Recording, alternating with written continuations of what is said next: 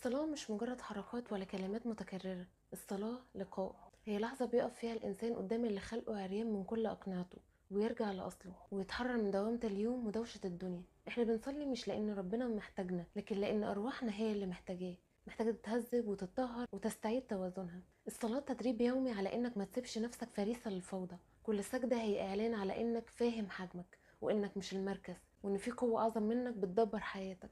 اللحظة دي مش بس عبادة، دي علاج للغرور اللي بيخليك تفتكر انك تقدر تعمل كل حاجة لوحدك، وعلاج للقلق اللي بيخليك تخاف من بكرة.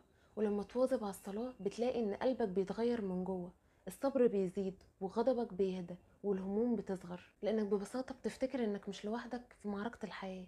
الصلاة بتفكرك انك في حضرة رب رحيم، وانك مهما غلطت عندك باب مفتوح. احنا بنصلي عشان نفضل بشر اسوياء متصلين بالله، وفي نفس الوقت ثابتين على الارض. الصلاة مش واجب وبس، هي امان وهي طاقة وهي البوصلة اللي بترجعك لنفسك ولله.